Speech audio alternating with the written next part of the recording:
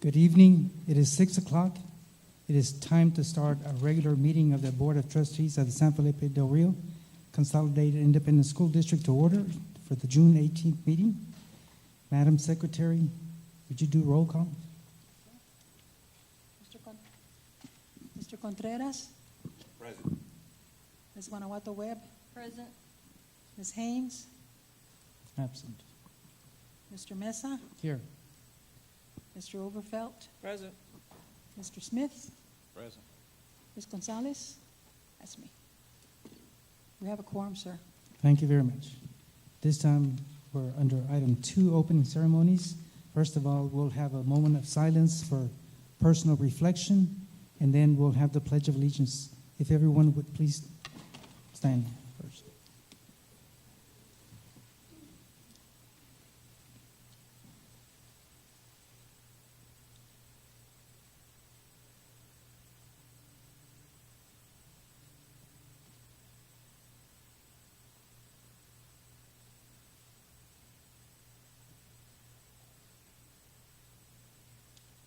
I pledge allegiance to the flag of the United States of America and to the republic for which it stands, one nation, under God, indivisible, with liberty and justice for all. And I do want to go back and say that this meeting has been duly called in accordance with the Texas Open Meetings Act, Texas Government Code, Chapter 551.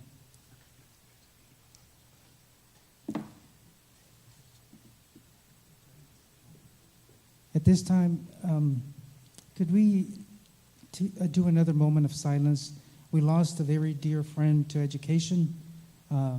We lost Irma Ramos, who was a diagnostician and was employed for long term in the district.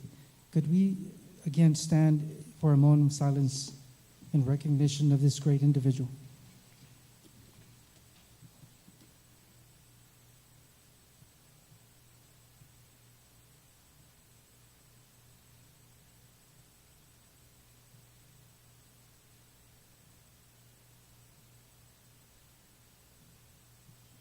Thank you. At this time, we go to item number 4.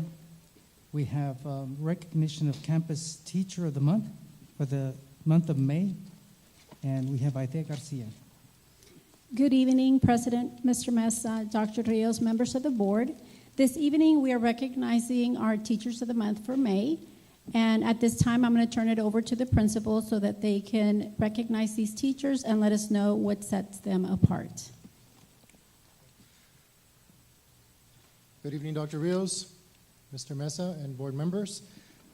This evening, I would like to present to you our Teacher of the Month, Mr. Jose Luis Perez. Not just because he's named, that we have the same name. He's a very awesome teacher. When Del Rio High School students arrive at his class, they are greeted with a big smile and a big welcome. It's not a special occasion. Every day is a special occasion in his classroom. He was hired in 1972. He retired and then came back and taught and has been teaching at Del Rio High School. And he focuses on our seniors who need that last glimpse of hope to make it to graduation. So we're very honored that Mr. Perez is there with us to make sure that our seniors find their way to graduation. Not only does Mr. Perez teach, but he also works at the athletic games. You'll see him working at volleyball, basketball, baseball, and I know that inside he's cheering our students on, even though he has to be very still and very quiet and focused on what he's doing. So Del Rio High School is honored to have Mr. Perez on board as Teacher of the Month. Thank you.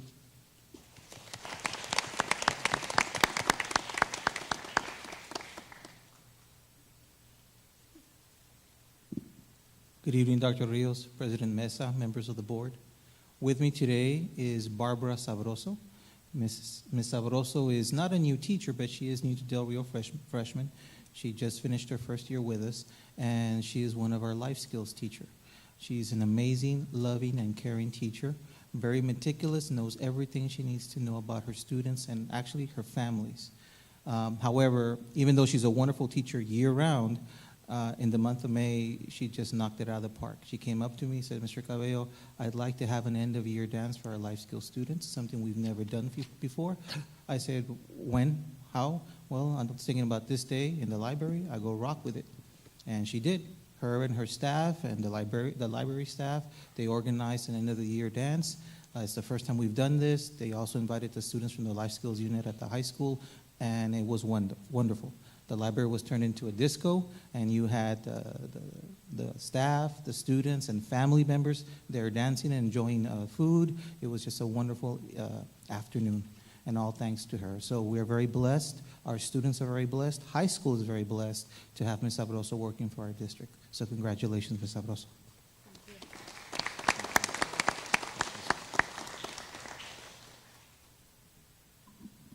Our Teacher of the Month for San Felipe Memorial Middle School is Carla Martinez.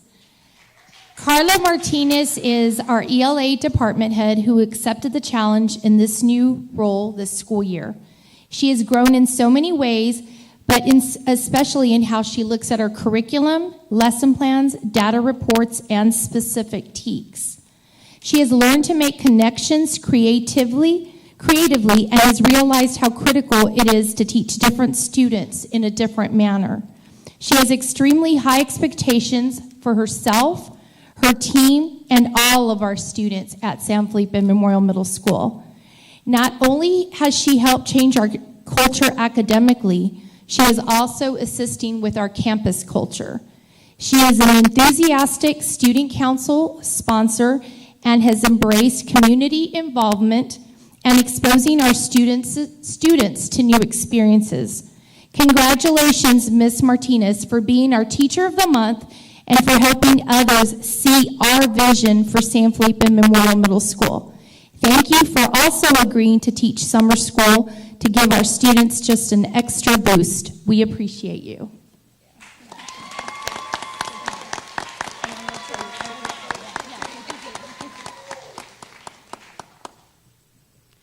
Good evening. It is with pleasure that we introduce you to Sandra Venegas, the Buena Vista Teacher of the Month. Ms. Venegas is one of our amazing fifth grade teachers. She started out the year teaching reading in the fall and then switched to math in the spring. Now, for most people, this might be difficult, but not for Mrs. Venegas. She made the transition look smooth. Sandra is one who is always willing to take on a challenge and come out on top. She's willing to do hands-on learning, allow students to take on leadership roles, and will work one-on-one or small group to ensure that the concept being taught is mastered. She's the cluster leader for fifth grade and takes the position seriously. She's a great leader. She gives her team opportunities to voice their concerns, to collaborate and make team decisions, and always passes on pertinent information to her team so they can be a successful unit.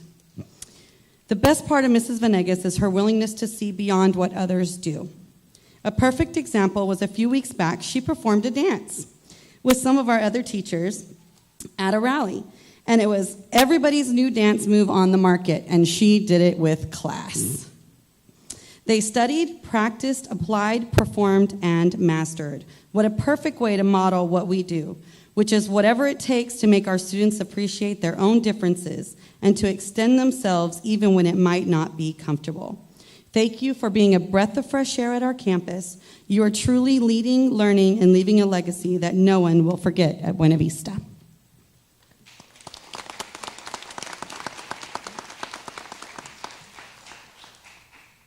Good evening. This is Mrs. Galindo, our Lonnie Green Teacher of the Month.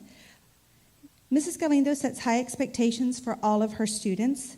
This year, she worked diligently to change the way we teach our special populations.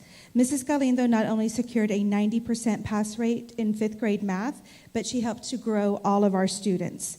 She closed the math performance gap amongst almost all of our struggling students. Mrs. Galindo has given up her conference period to work with students who needed just a few more minutes of instruction. When you ask her what she does differently, she will tell you that she never lets up. She begins her class on day one with high expectations, and those same expectations are still in place on the last day of school. If you ask her students what they like about her, they will tell you that she doesn't give up on them. She keeps working with them until they get it, and she makes them laugh. Congratulations, Mrs. Galindo. You are Lonnie Green Excellence.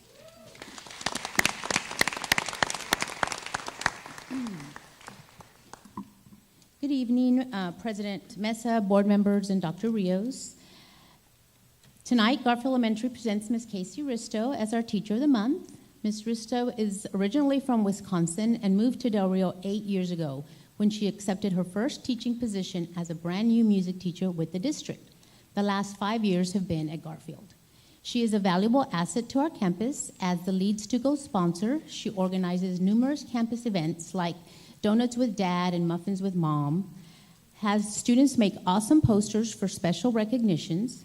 She is also a Leader in Me Action Team facilitator, organizes the Leader in Me Synergy rallies. She was a UIL coach, choir sponsor, assisted with Fine Arts Night. She is active with the district choir, and she organizes numerous student fundraising events like Summer Art Camp, candy sales, photos with Santa, just to name a few, to pay for Stuco trip to San Angelo State University, to spark an interest in higher learning, and the symphony choir performance in San Antonio. We are excited for the new school year as Ms. Risto will leave for Wisconsin tomorrow and return as Mrs. Morales, as she is finalizing her wedding plans in Wisconsin to one of our very own Del Rio High School band directors, Mr. Morales. Ms. Risto, thank you for all your hard work for our students. Congratulations on your upcoming wedding, and we wish you many years of happiness.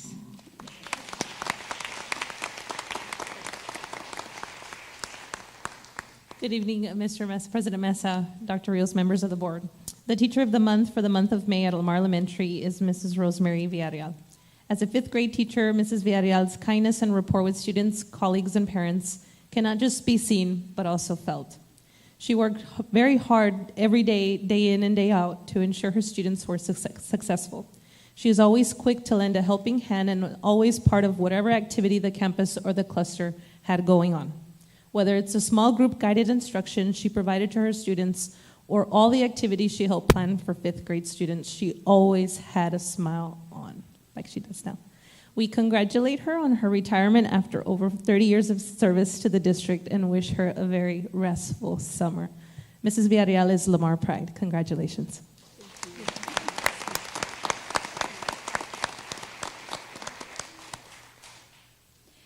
Good evening, Dr. Rios, Mr. Mesa, members of the board.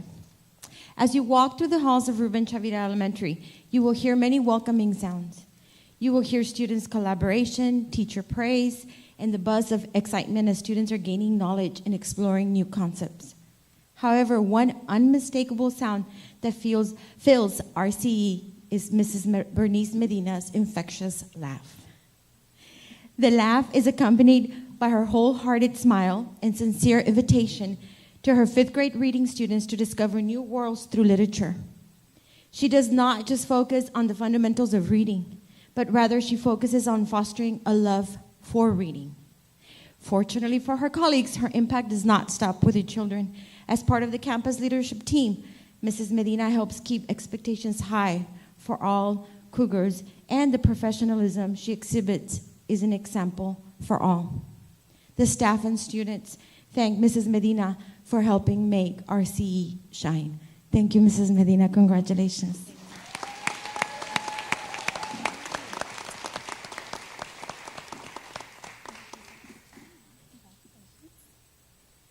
Good evening. NHE is proud to recognize Ms. Tila Rodriguez as the May Teacher of the Month. Ms. Rodriguez has been no stranger to recognitions this year, celebrating with her kinder class as the newest SFDR-CISD class record for 110 consecutive days of perfect attendance. This girl surpassed the previous district record held by Mr. Westlake's fourth grade class at 77 consecutive days. To put this into perspective, we reviewed some reports and came to find that out of the entire year, this kinder class, led through the efforts of Ms. Rodriguez, had only 9 days of the entire year where perfect attendance was not met. Even more outstanding, 17 out of the 19 total students received a yard sign to showcase their successes to our community. We are not only proud of this most esteemed achievement, but also wish to congratulate her for putting students first. Ms. Rodriguez believes that every day matters. More importantly, every student matters.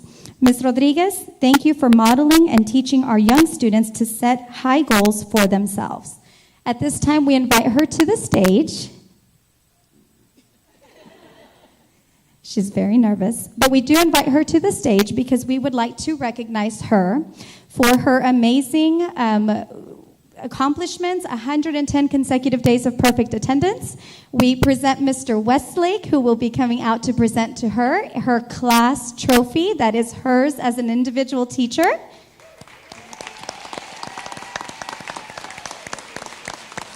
Ms. Rodriguez, thank you for believing and living in Inchi's motto, every student, every day. We appreciate you and look forward to always calling you a chief. Some of our kinder students are out here to recognize her wonderful efforts. Congratulations, Ms. Rodriguez.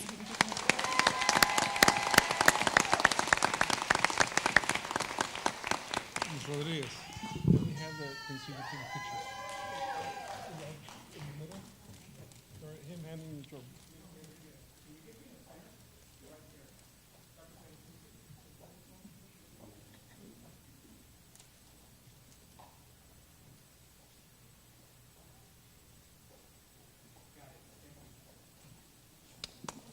Congratulations.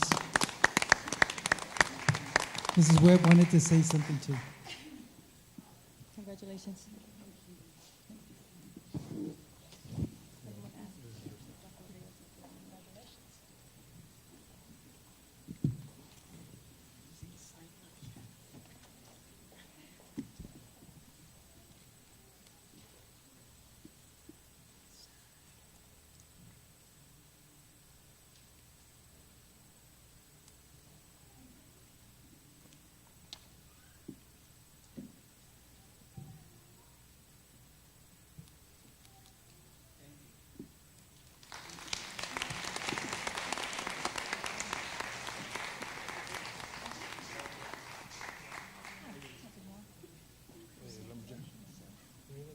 Thank you, sir.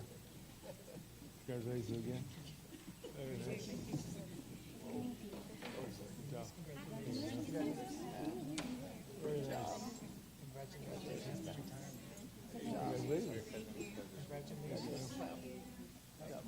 job. Thanks so much. Good job. Good job. Good job.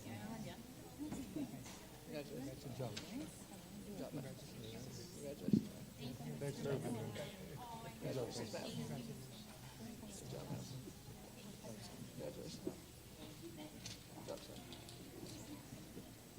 Congratulations to all teachers for exceptional performance in the classroom. Mrs. Webb, I think you wanted to make a comment. Yes, I would like to add that, and this is a suggestion that maybe can be taken into consideration. First of all, we admire all the teachers and all their dedication. But to add to that, we recognize them once a month. I would like to propose that we either have their pictures up there throughout the whole month, but I know that sometimes people don't want anything on a new building. So as a second to that, we can have a collage of their pictures put into a frame, 36 by whatever the biggest frame is, and have it on an easel placed throughout the month out front so that when parents come in, they can see the excellence that we have within their district. So that's just a proposal. Thank you for your comment. Again, thank you for all the relatives and friends that are here to congratulate our teachers. We're now down to item 5, citizens to be heard. We don't have anyone. Therefore, we will now go on to reports, which is item 8 on the agenda. Healthy Futures of Texas report on the Big Decision Study. Dr. Janet Rilini.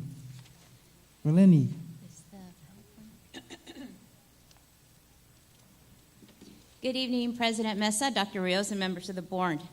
With us this evening, we have Dr. Janet Rilini. She will be making a presentation on the preliminary findings from the first year of Big Decisions at Del Rio Freshman School. Big Decisions is an abstinence-free program that was offered to freshman students There was a control group, and then the students who participated through the curriculum.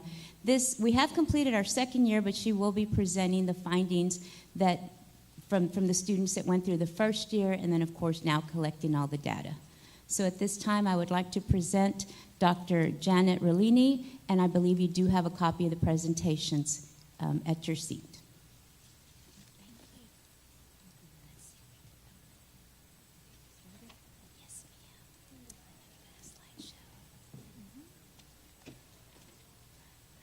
And you'll just... Beautiful. Thank you so much. Okay. Well, good evening. And thank you for the opportunity to update you about the Big Decisions project.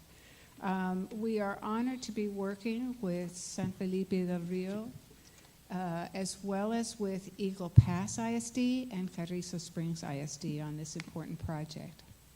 I'm Dr. Jan Riolini. I'm in San Antonio, family doctor by training, and working in public health to help young people be successful and healthy.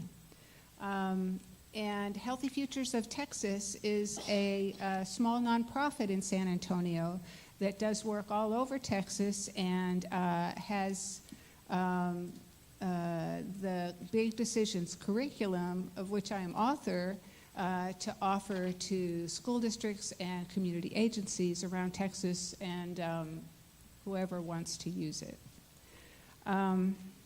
You have a presentation, you have a handout, but I think you can see the slides maybe a little bit better from the slide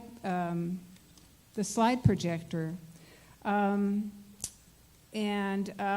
First of all, just to update the data that we presented in 2015, when we only had 2012 or 2013 teen birth rates for various counties. We now have the 2015 teen birth rates. And this explains a little bit about why we came here, because we saw that there were many rural areas of Texas with higher than average rates and higher than even Texas rates of teen births.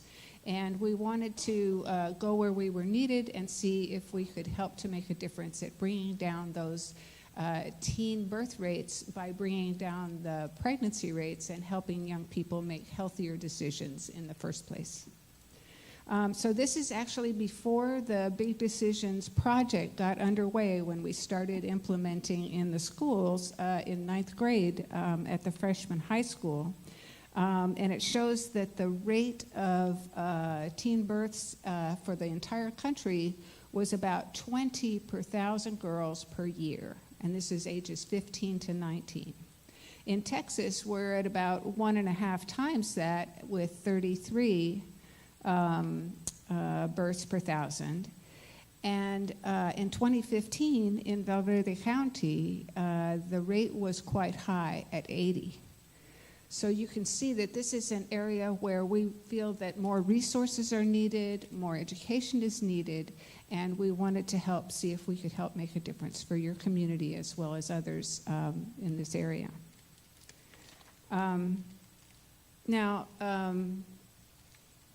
I think that it's also important to recognize that rates as high as that occur in various places around the country, and we have our county rates.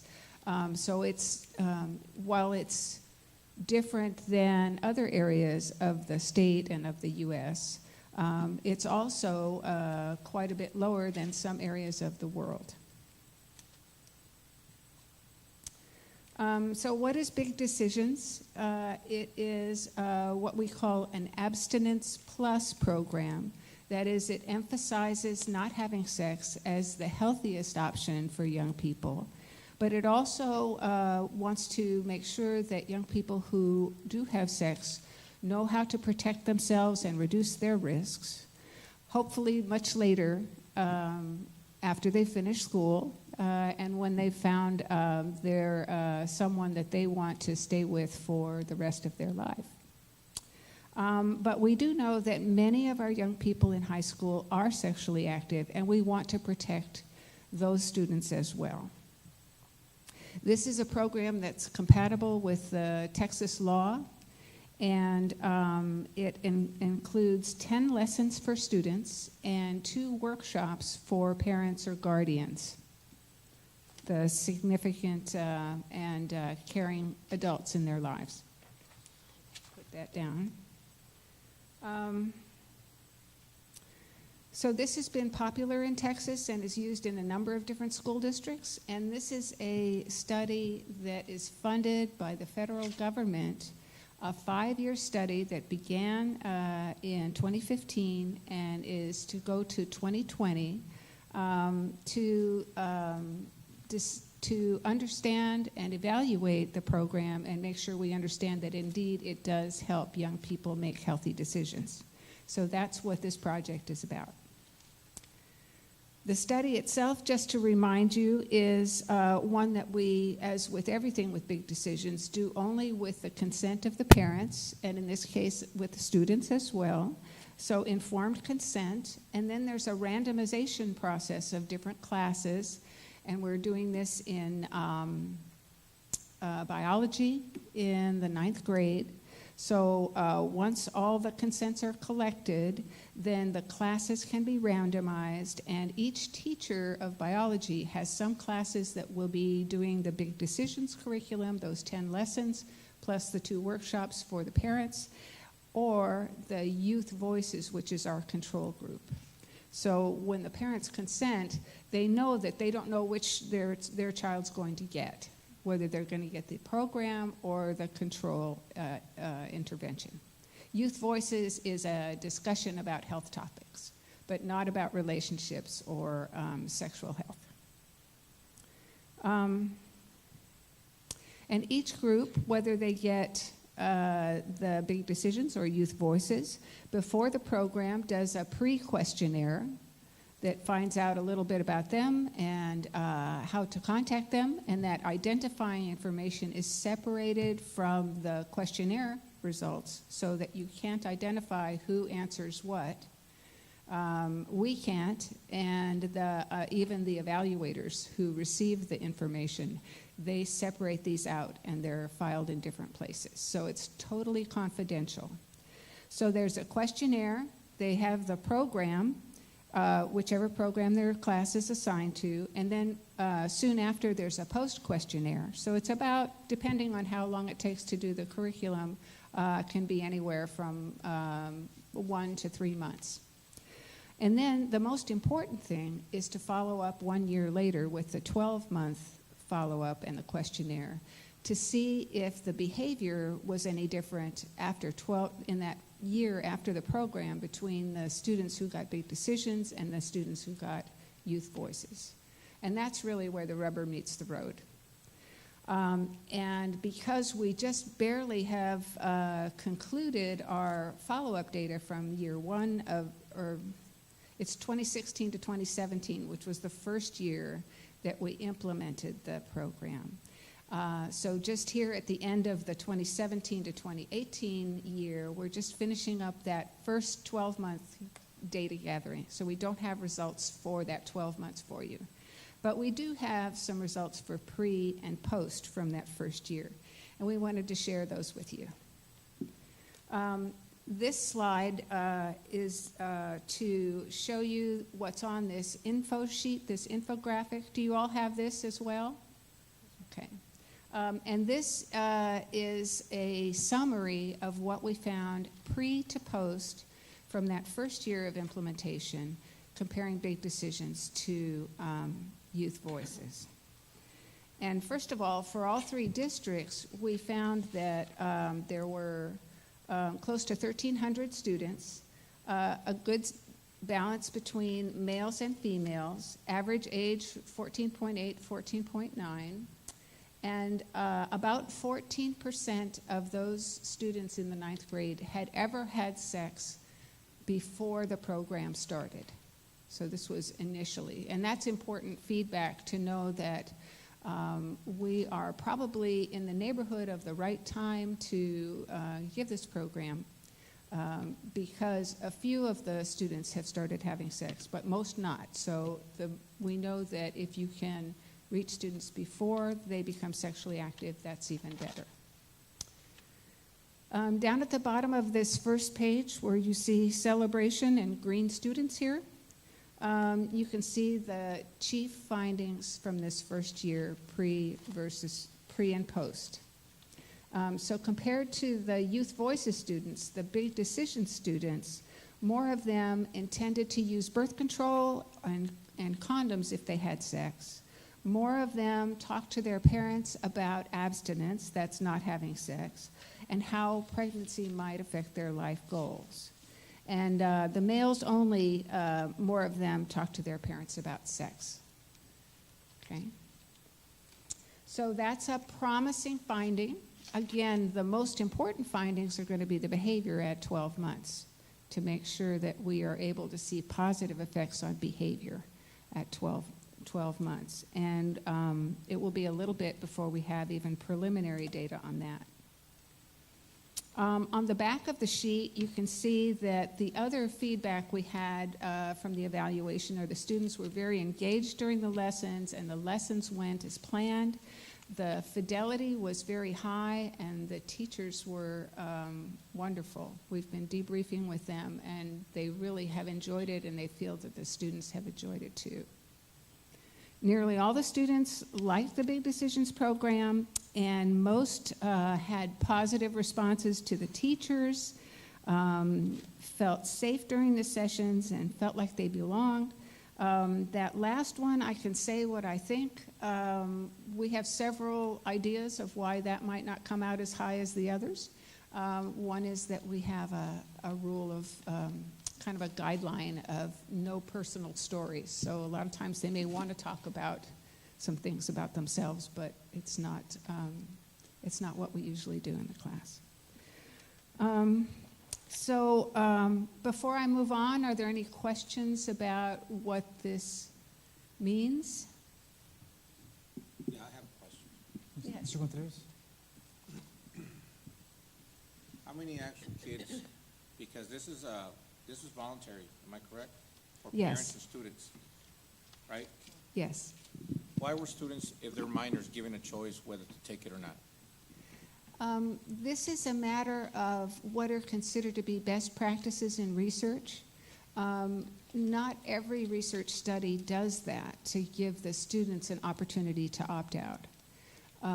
But this is one of the best practices that the evaluation group that we work with had recommended.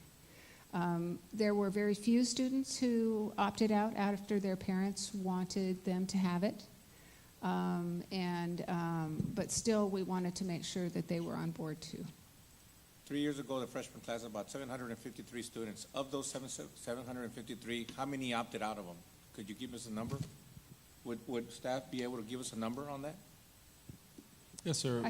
Is Mr. Cabello, do you recall the number, Mr. Cabello? I know that you were the one that collected the information for us. Who started the pilot program? I think the first year was only a few, right? Yes, the pilot year, sir, it was always been at the freshman campus, but it was through the PE program, and it was not at all the widespread campus-wide organization that it is today. It was just a couple of classes, I believe, remember correctly, a couple of the youth voices and a couple of the big decisions. The following year, after the pilot year, we learned that it was not going to be effective through PE, and so we went through the biology department, sir. To answer your question, our mark is 80% for the validity of the research, and we've hit our mark every year. I'm not a good mathematician, so whatever the population was 2 years ago, 80% of that was the number of students that were in the program. As far as opting out, I can get you that information because we have a coordinator that is hired specifically to work for Big Decisions. So I'm sure we have that data, sir. But off the top of my head, it's minimal. For the majority, most students opt to stay in. Okay. And the demographics of those that opted stay in and out? Our general demographics, sir. It reflects the campus demographics. But I will say, sir, it's been minimal, the students who opt out. However, having been a part of the training from the onset, I go to the trainings that the teachers go to. It is very sensitive material, sir, and if a student doesn't feel comfortable, it probably is best that he or she choose not to be there for whatever reason. There needs to be a certain level of trust and a relationship between the teacher and the students to be able to disseminate the information accordingly. Okay. Thank you. Good. Thank you. Thank you, Mr. Cabello. And I can say that in the year for which we're presenting, that it was very minimal, the number of students who opted out. And we did have a lot of the parents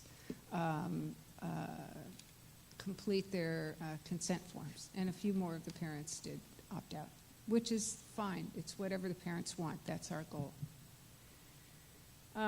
So we find this promising. We're delighted at that. We'd also like to see more of the youth who are, well, we will know only with behavior data, but we would like to see more youth in big decisions waiting to have sex than in youth voices to show if we're going to see big decisions being effective. So we're hoping for that too. But these are very promising findings.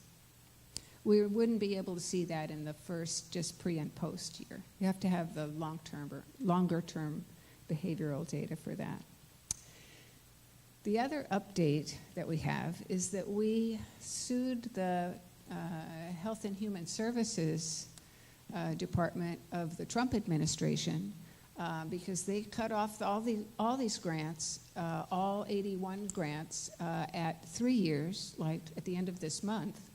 And we did a class action lawsuit in the District of Columbia District Court, and we won. So all of the grants have been reinstated. We're all able to apply as usual for our non-competing continuation grant for next year, and hopefully also for year 5, depending on the budget and how all things go. So we're very happy to report that. And we especially appreciate the teachers and the staff and Ms. Amanda Aldaco, who didn't know if this was going to be a job for her coming up and stuck with us. And we're just so pleased to be able to continue. So we thank you for that. And of course, there's lots of stories to go along with that. That's the short version. So the project can continue because year 4 would be the last year of implementation, and that we need some time to analyze data that we collect. We need to have that 12-month follow-up data in year 5 be all in by December of 2019. So that means we need to have all the implementation done in this coming year, in this fall, by December of 2018.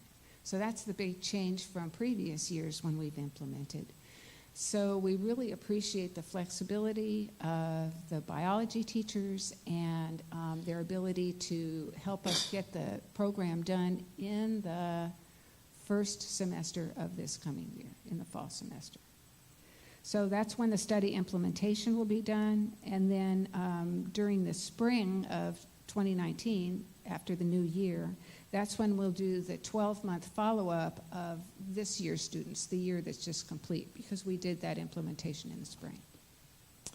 Then in year 5, 2019 to 2020, we won't do any implementation for the study, although at that point the school district is welcome to offer big decisions to any of the 9th graders or others that it wants to. But in that fall of 2019, the 12-month follow-up questionnaires would be done. So we'll complete all that data gathering by the December 31st, 2019, and then we'll have just the 6 months to analyze and report for the program, for the federal granting agency.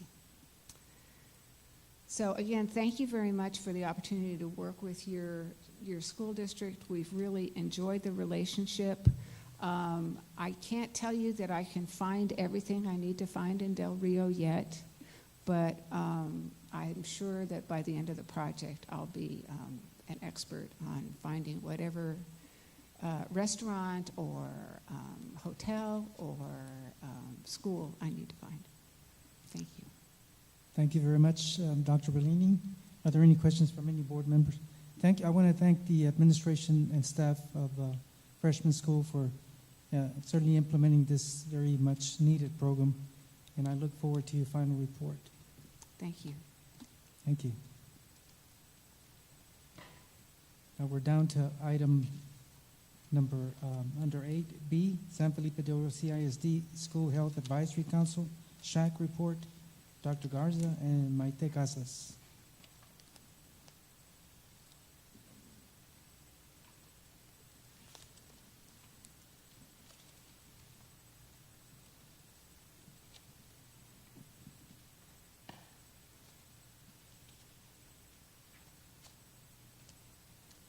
Good evening, Mr. Mesa, Dr. Rios, members of the board.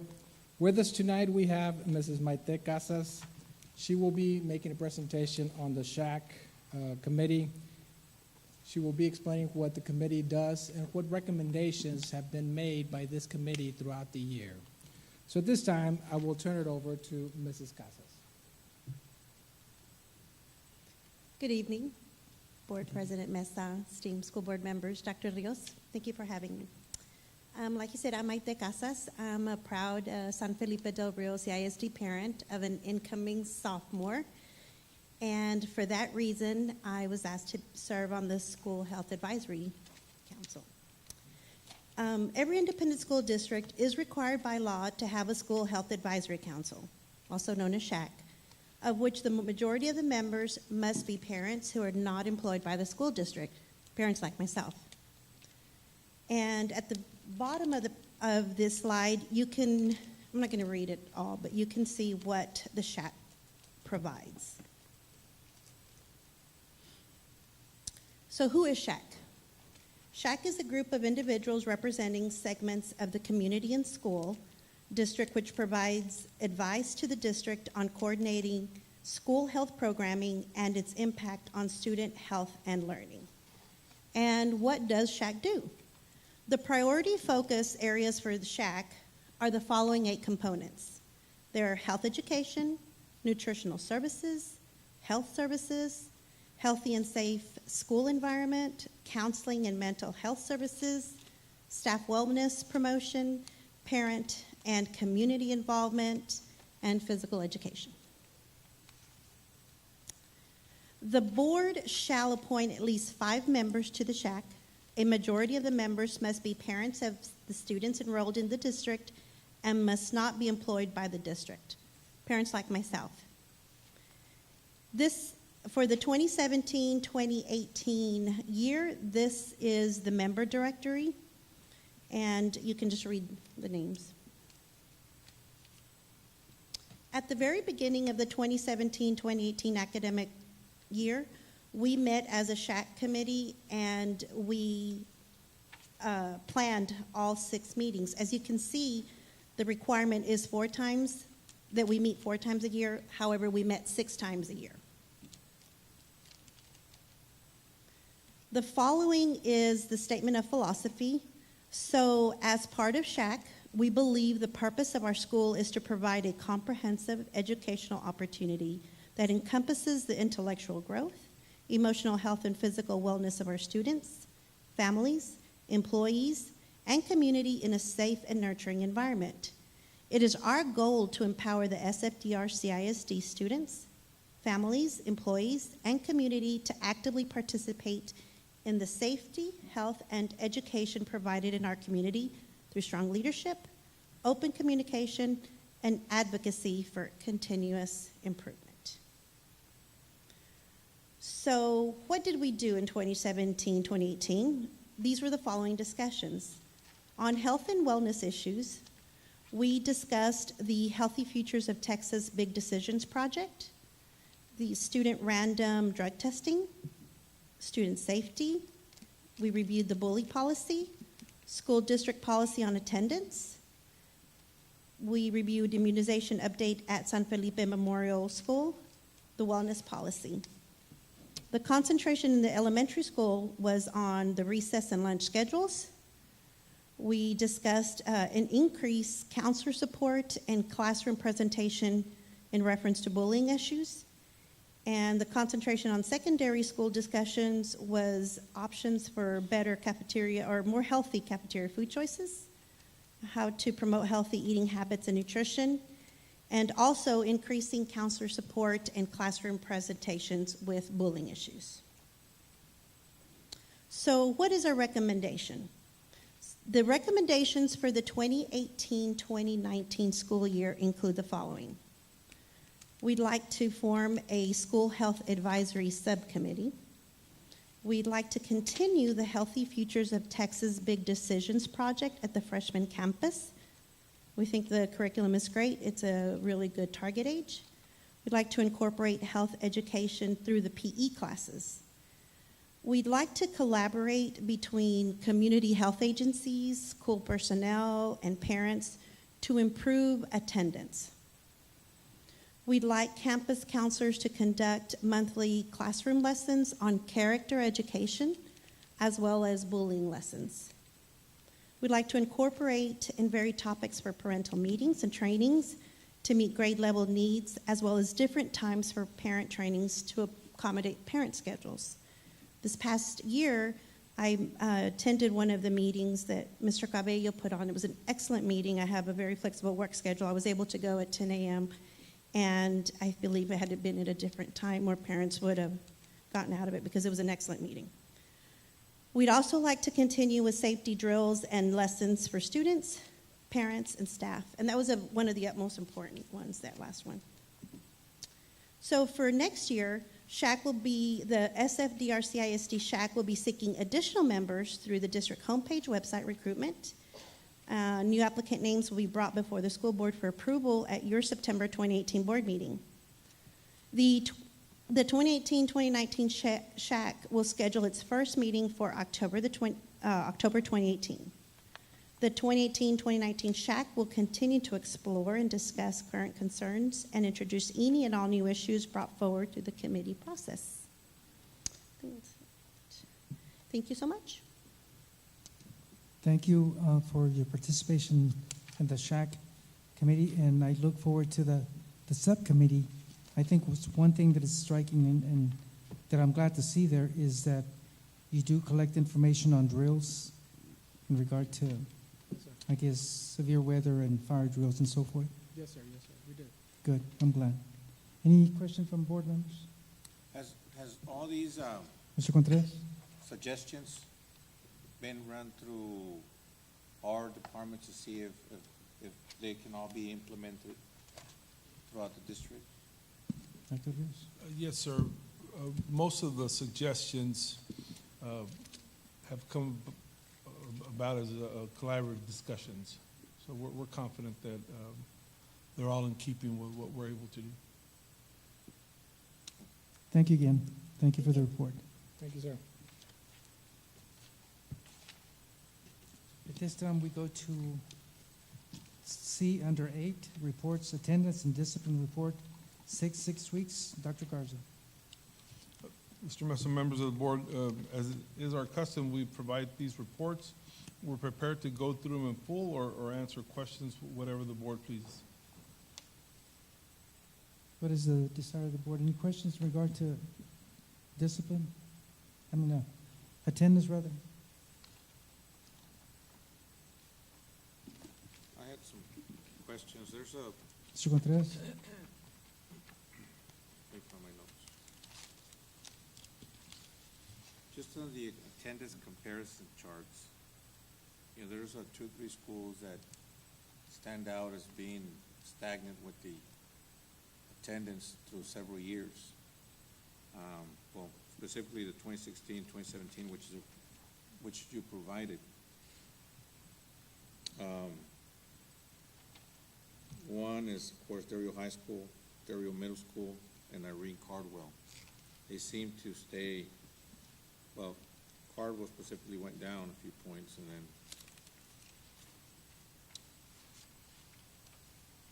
Dario Middle School, Dario High School, they're all in the 90s, however, they don't seem to change from year to year. I mean, it's just, while all the other schools show some progress in attendance, those specifically just stay at the bottom.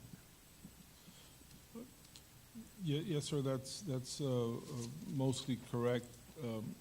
Cardwell showed significant gains last year, but this year they went back to what is normal pattern. But Cardwell has been that way because it's real difficult to get the little babies out of bed when it's cold and rainy, and then the campus isn't an all-covered campus, so that doesn't help matters any. And unfortunately, high school has been a struggle for years. We showed some improvement last year. This year, because we started taking attendance separately for the blended and for the early college high school, it again showed a significant dip. And middle school, we have tried different activities there, but the mere size of Del Rio Middle School continues to pose a challenge for those relationships that we need. So we continue to work on it. I think this is an excellent chart to see the overall final difference between year 2014 and 2018. And again, you can see that in just one graph where either they maintain or they've gone below. I think my concern is the district in regard to, and there's some campus that's going, pretty much into the low area of attendance requirements, which, for example, I know that Del Rio Middle School was one. I think that Mr. Contreras mentioned as well. But if you look at the district in regard to the total number, 2013, 2014, we started with 95.81. And we're down to 93.71, which is significant.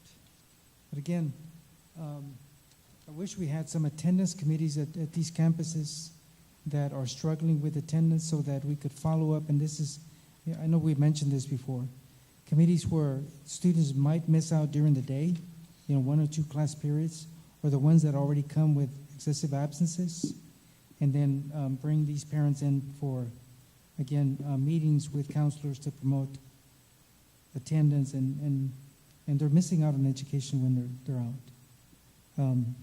Any suggestions that could be followed up, I think it would be appreciated, because I know that we have brought these concerns in the past in regard to attendance becoming lower and lower. As I mentioned, I think Mr. Contreras mentioned Del Rio Middle School. If you look at that, we had 96% before in 2013, and it's gone to 92%. So that's quite a drop. But again, the size of the campus, I realize all that. But I think we need to make some further attempts to increase attendance at all campuses. It's going down district-wide. And I applaud those campuses, that have maintained, because we look at Lonnie Green, for example, and Buena Vista pretty much, North Heights. They've maintained good averages. But I think there's the secondary schools are the ones that are struggling pretty much. Any other questions or comments? Mrs. Webb? Mr. Contreras, in relations to Cardwell, Cardwell has a different standard when it comes to attendance based on the federal guidelines. However, it has always been a goal of Cardwell to meet the state standard as well. And I know that Ruby is here and she can attest to what I'm saying. I can't tell you right off the top of my head what the federal guidelines are, but I do know that they have committees that they meet with the parents. But you have to realize that Cardwell's parents might be a young lady that's in her early 20s with 2, 3 little ones, and the oldest one is 4. And they have to wait for the bus when it's cold, so sometimes they opt not to take them. And at times I know that we do have vans, or Cardwell has vans, where they will go pick them up and take them. But they are trying very hard to maintain the state, although they are following the federal guidelines as far as their attendance, and they have met that every year. No, I'm pretty sure every school has a difference and its struggles. However, you see those schools that continuously do good and maintain the average at a high 95, 96. They're consistent. And if you look at this Cardwell, not to pinpoint out Cardwell, however, it sticks out like a sore thumb. Is it year through year the same? There's no progress. There's one year that stands out, but then it goes back to same, level of attendance. But you look at the other schools, obviously those schools are doing something good because I'm pretty sure they have single moms and kids go to school through bus, and yet they still maintain the same attendance. And I understand that some schools might have different obstacles. However, these 3 or 4 schools maintain the 95, 96, continuously. And you could see it since 2013. Mr. Contreras, I can attest to that because I don't think we've ever had 2 former Head Start directors in the past on this board. I being one and Ms. Webb being another one. It's hard for 3 and 4-year-olds. I used to struggle with parents. When it rains, is a grandparent that walks the student to school, and I would not get that student at school because it's raining. And 3 and 4-year-olds, once one gets the flu, then it spreads like wildfire to the rest of the students. And I understand, so let's just put an asterisk on Cardwell and say, you know what, this one set a different standard, and it's not included with just all the rest of them. Well, put it aside. We want for them to maintain. 'Cause I think Ms. Adams has done a tremendous job. The Cardwell tries to maintain Ms. Webb? the state level, and that has always been the goal.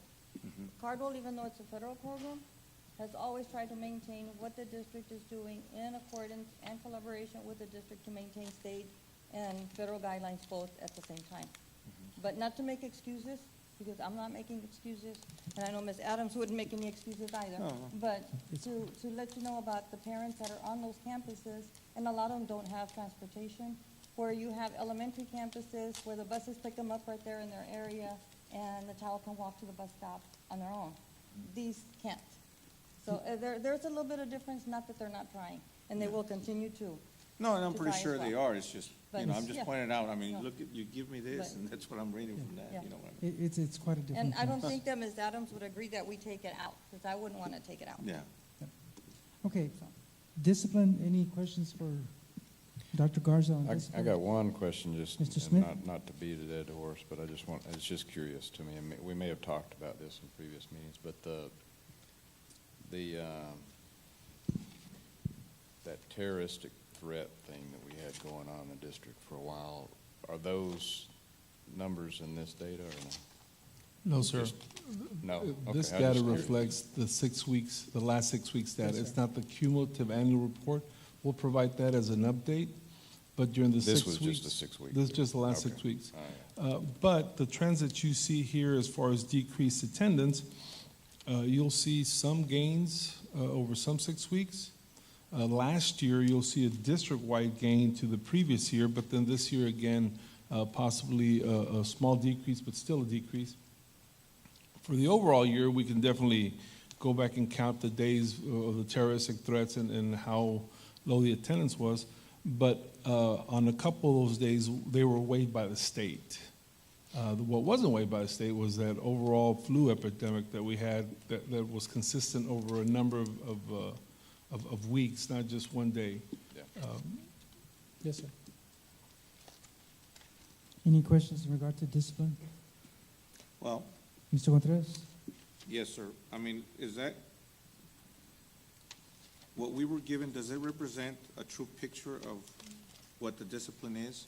Or is this just a matter of teachers saying, you know what, I'm not going to send them to the office because nothing's going to get done? And they're going to come right back.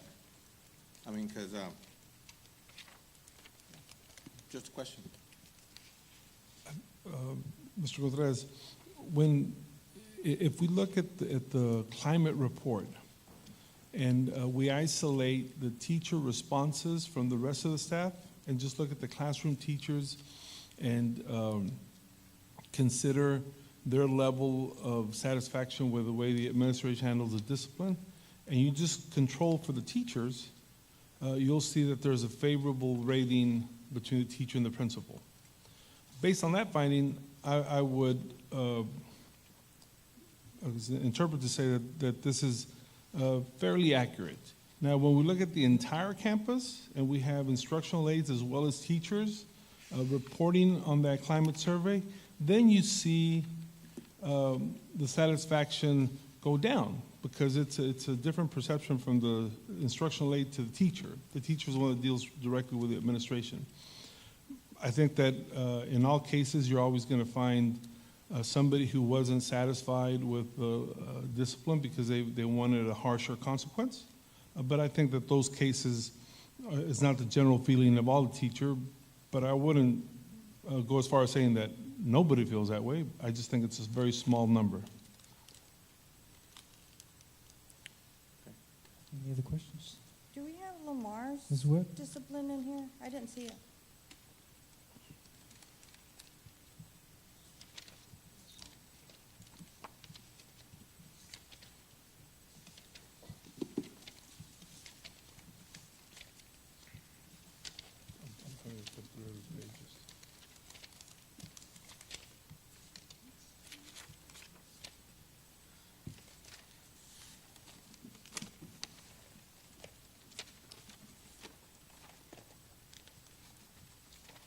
I'm sorry, Rob, no, it's not on that report. I do not have it here.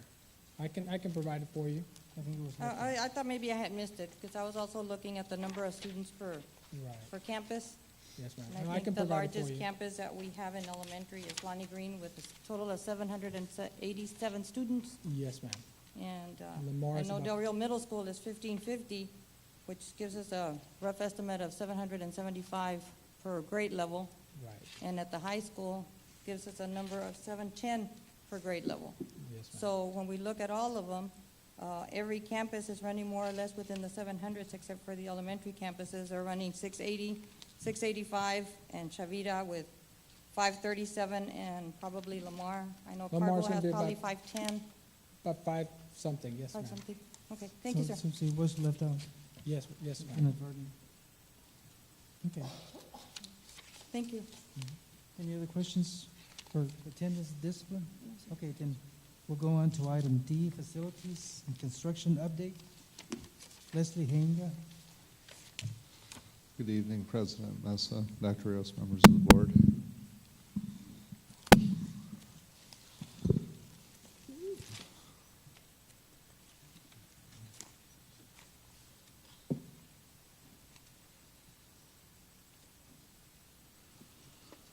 So for the facilities and construction report for the month of June, we'll be looking at the status of the Laughlin campus for new construction, the stadium guest bleachers, portable buildings, where we're at on retiring those, Del Rio High School restroom renovation, and Del Rio High School boiler replacement.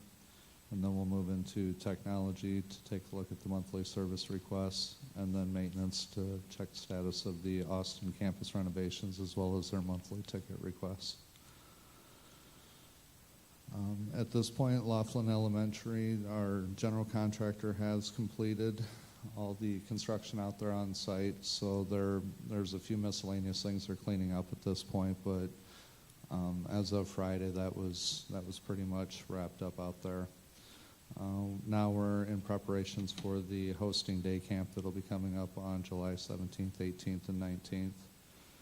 Food service equipment was delivered out there late last week, and the playground installation's taking place this week.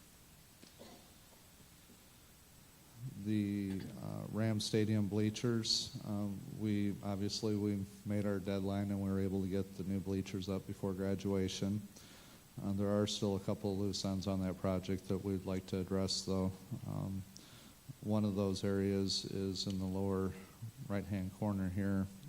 There's a lot of caliche that's laid down yet, so we're looking at doing asphalt there so we can minimize any impact of people walking across that and then dragging that material out onto the field and having issues with it later. And then we're also looking at doing some real minor repairs to the concession stand here, basically mini AC split units and then a glass storefront on the front of that to be able to keep the air conditioning in, and then do a light paint around the building both in the restrooms and exterior on that. That work will be going on over the summer. We currently have the asphalt piece going out for bid, and the miscellaneous things that we'll be doing with the concession stand there on the guest side, that'll be done with our maintenance staff in-house to help reduce costs. Surplus portable buildings, we are in the process of getting, I believe it's a total of 4 moved out in the month of July. The abatement forms have been sent out to the candidates that were first on our list, and we're just working through that process now. The first ones that will be pulled will be over at Cardwell, and then we'll work on the ones over located at the warehouse. Under new construction, we also have the restroom renovations. I have a tentative timeline put together here based on some of the things that have to take place. Tonight we'll be seeking the recommendation for the general contractor for that project, and we're expecting that by 7/9 demolition can start beginning on the restrooms. On the left-hand side of your slide, you all have printouts for this. We do have the restrooms outlined. The only ones that we're not going to be moving on right now will be the 1,000 wing. We're going to save that towards the end of the project because of all the other renovations going on. But my goal is to hopefully get these 2 main areas done before school gets back in session. And we're calculating based on the bids that came in on this project, roughly 3 weeks per restroom area. But again, all that still needs to be worked out, so it's in the works now. The boiler replacement project, that's another one that we're targeting to have done here this summer. Again, we have a recommendation tonight for the asbestos abatement for around the pipe areas. Once we get the clear or the green light on the abatement, then we can proceed with getting the old system taken out, all the logistics with getting the new boilers brought in. They will have to use a crane to get all that equipment in, so logistically it is going to be an undertaking, but I'll continue to provide updates as we move on that project. Picture of the boiler. And then the technology department tickets for this last month that were created were 797, closed were 735. The outstanding on that or active tickets are 62, and nothing is reporting 60 or 90 days old.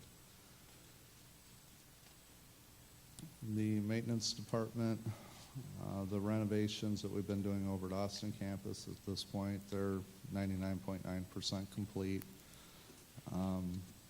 So our next step now, our plan for the summer, is to start working on the old cafeteria over there and turn that into a district training facility that C&I will be able to use. Any of the campuses will schedule accordingly with that. But next month's presentation, I'll show you the current condition of that cafeteria, and I'll also provide a list of some of the items that we have to get done.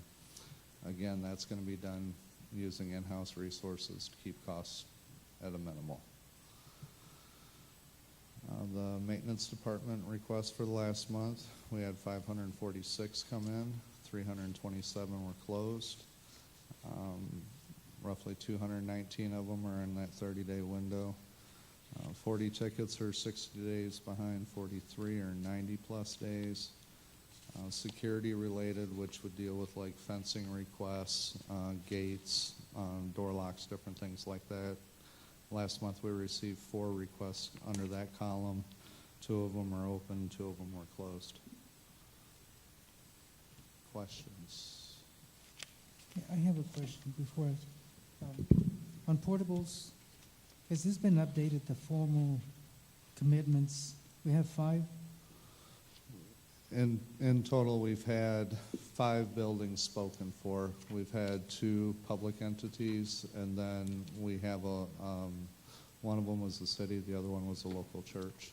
And then we had some individuals, but we're moving out what we have first, because there is a possibility that some could fall apart as they're moving them. So we're servicing the people that came through in that particular order. So that is the update 5 to this. 5 right now. Yes, sir. How many do we have at Cardwell? I believe we have 3 there. 3. Yes, we have 3 there. Okay. So those will be the first ones. Correct. Those will be the first ones. Then we have 7 at the warehouse. Okay. And no other takers. I mean, you're going to publish again? If we're able to get the 5 taken care of, like what we're hoping after we go through the abatement forms, I would like to post it again for another month just to see if we get any other takers. But we have received price quotes on abatement should we get no more takers and we have to demo on site. So I noticed the dates you have is July 1st. You're going to schedule the pickup, correct? The pickup's already been scheduled. They fill out the paperwork, they submit it. There's a 10-day waiting period, and then they have to have the movers come in. So there's a little bit of a delay there.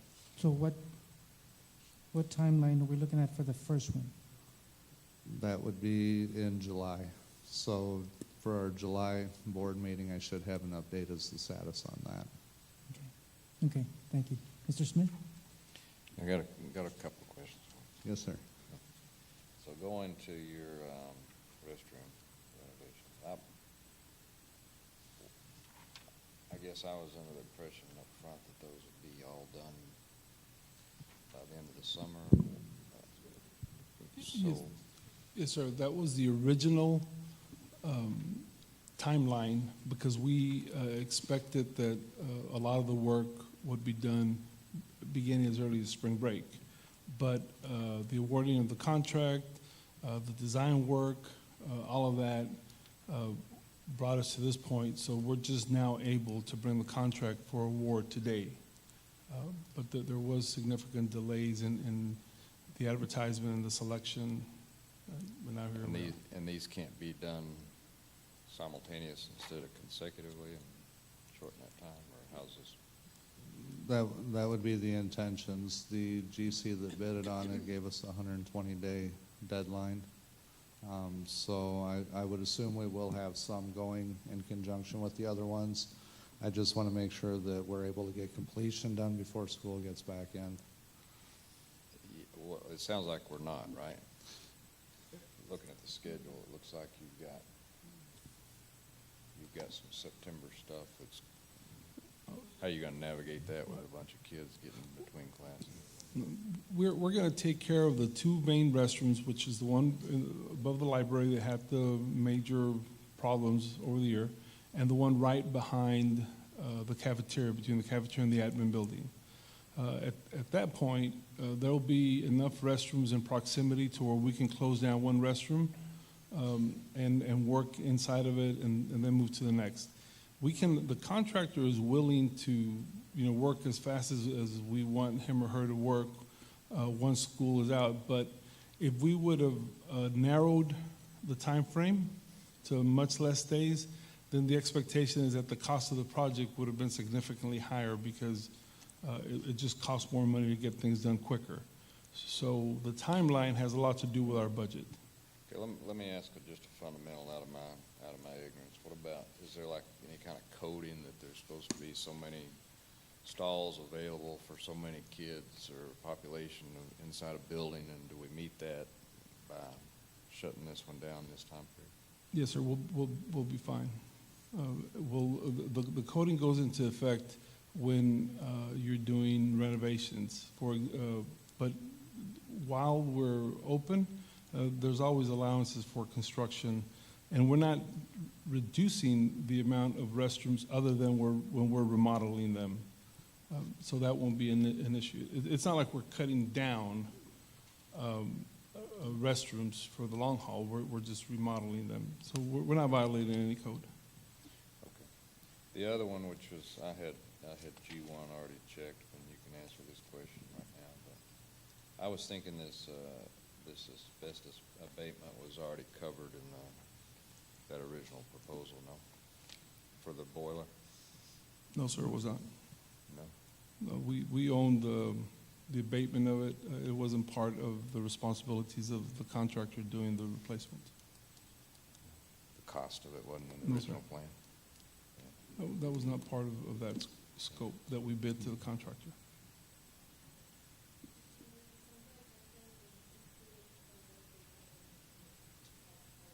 Okay, that's what okay, that's fine. Now I'm square. Thank you. You're more help than Mr. Rios. Maybe we ought to have her sit up here. Just kidding. Any other questions from board members regarding facilities? Yes, sir. Mr. Contreras? Would you be able to provide a breakdown of the most common tickets you receive? I know you give us graphs and stuff, but I would want to see what the most common tickets are and the response time, whether it's air conditioner units being out and, how long it takes, lighting, restroom problems, just the most common, just so we can get a feel of, the overall structure of the buildings. I mean, what breaks down the most, what we need to be looking at in the future. Yes, sir, I can provide that. Great, thank you. And in regard to classrooms where students are situated, I think that question comes from, sometimes we get calls that certain air conditioners not working at a certain school and it's been out for quite a number of days, and those are similar concerns that we hear from our constituents. So Yes, sir. if we could get that information, I think it'd be useful. Any other question? Okay, then we are now. Thank you. Good night. Thank you, Mr. We'll go to the consent agenda, and as a footnote, I do have to let you know that the regular school board meeting of May 21st had been revised. You should have a different one from your packet that Betty gave to each one of you. So this is the revised version. If you would please take a moment to look at the special call board meeting of May the 4th and May 21st. If you look at the minutes,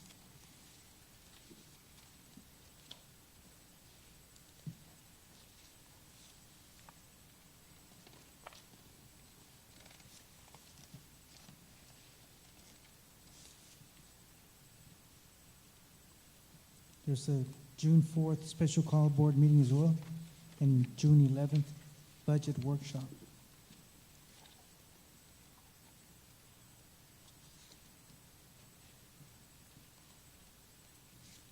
I am allowing some time to look at the revised version of your minutes.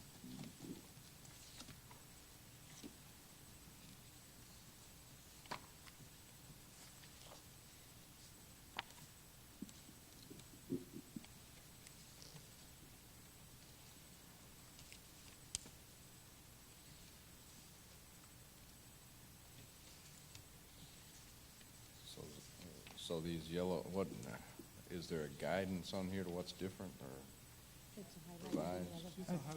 Some red line version or something? It's highlighted in yellow. That's it? That's it. Just that one? Okay, I did. Okay, That's all. I'm good.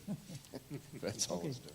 Then the consent item includes those 4 meetings that I mentioned, the financial statements that appear on, I believe, page 40, and then the donations as well. And we do have quite a list of donations that we are going to summarize. And before we do that, again, you're looking at contracts.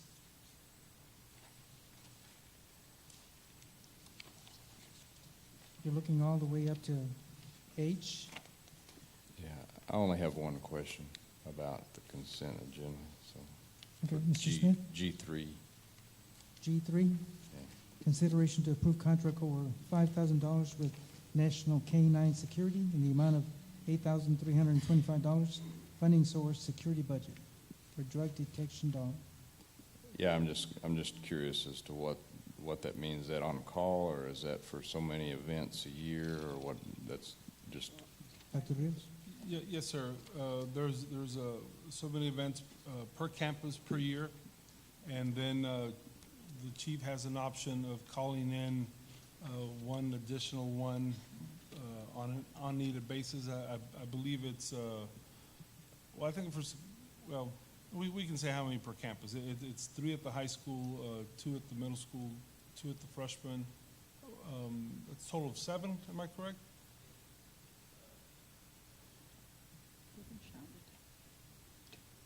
Seven will calls, is that what we're saying? 7. Now, we don't schedule them, big schedule ahead of time Right, yeah. to keep it surprise. Good, yeah. Yes, sir. It's twice a month at the high school and at freshman, and then the other San Felipe Memorial Middle, Darrow Middle School, SGLC, and the Blended Academy are once a month. Okay. And then they're ready if you need them for any alternatives. They are. Is that an extra charge or is that included in here? Thus far, we use our local law enforcement on the others. Oh, okay. If they're in the area or if we need to, they'd be very good about working with us without charging us an extra fee. Okay, awesome. Thanks. I'm sorry, Mr. President. Yes, Dr. Rios? Just as a point of clarification that was discussed at today's committee meeting, the extra call that you get as needed, specified on the contract, we were having a discussion. Is that per month or just throughout the year? Throughout the contract. Okay. Yes, sir. Okay. And again, for the benefit of the new board members, the consent agenda is meant that one motion will approve all the consent agenda, but if there's an item that you would like to either have questions or take one item out of the consent agenda and vote on that separately, it is your desire as a board. Yes, Mr. Overfeld? Just have one quick question on F2. F2?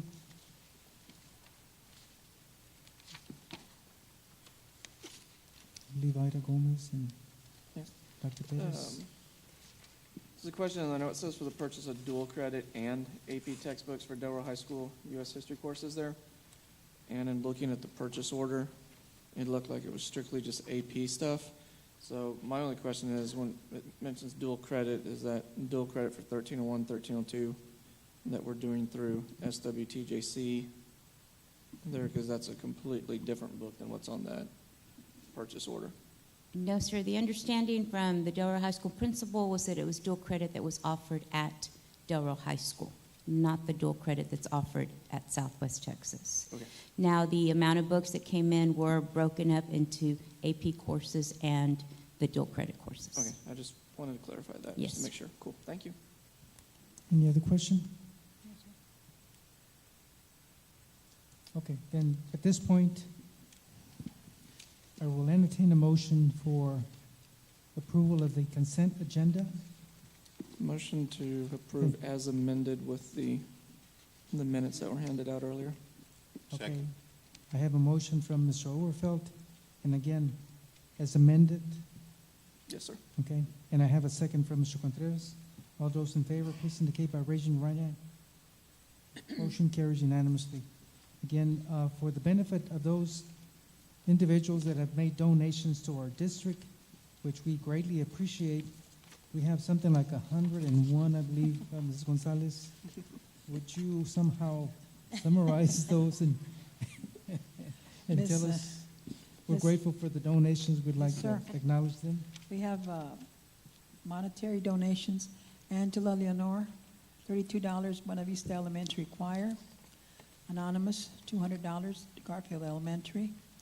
Bank and Trust, $1,200, Ruben Chavita Elementary Science Club. Box Tops for Education, $956.40 to several elementary campuses. Buffalo Wings and Rings, $450, Del Rio High School programs. Gaddy's Pizza, $188.77 to North Heights Elementary Student Council. Ladies Auxiliary VFW, $1,000 to Del Rio High School CTE Education.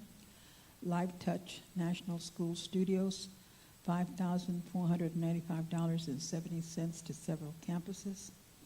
McDonald's, $1,000 Ruben Chavita Elementary Science Club. Robert Overfelt, $226, Ruben Chavita Elementary Science Club. Texas Athletic Productions, $850, Del Rio High School Athletic Department. The Armpit of Texas, $150, Del Rio High School CTE Culinary. The Spot and Pro Shop, $1,014 to several campuses. Tres Aguilas Management LLC, Whataburger, $1,034, several campuses. Wash and Go, $100, Ruben Chavita Elementary. And Your Cause, $10 to Garfield Elementary. And we got the non-monetary donations. Blended Academy, $1,039.80 in items donated for end of the year field day. Buena Vista Elementary, $100 of gift cards from Wright Steakhouse. Dr. Fermin Calderon Elementary, 110 boxes of groceries valued at $770 from City Church Del Rio, and 5 $20 gift certificates from Hot Pit. Garfield Elementary, 80 bags of food valued at $800 from First United Methodist Church. Irene Cardwell Elementary, $370 in items donated. Lamar Elementary, $1,120 in items donated. North Heights Elementary, $386.50 in items donated. San Felipe Del Rio CISD, $4,611 in items donated for teacher appreciation. San Felipe Del Rio CISD, $14,962.50 for perfect attendance certificates from Buffalo Wings and Rings. San Felipe Del Rio CISD Food Service Department, $993.80 in items donated for end-of-year gathering. That's it. Thank you. Does that Thank you include to the donations? To Ms. Yanakani Valdez for helping me with this. She condensed it. Again, we appreciate all the people that have donated to our district, and I thank our secretary for reading that long, lengthy list. Thank you again for your donations, and we're down to item 10, administration. Consideration to approve 2018 TASB delegate and alternate.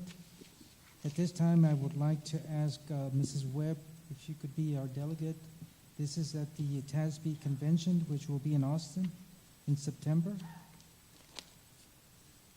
Okay, we have Mrs. Webb as our delegate, and Mr. Contreras, would you be our alternate for that convention? Yes, sir.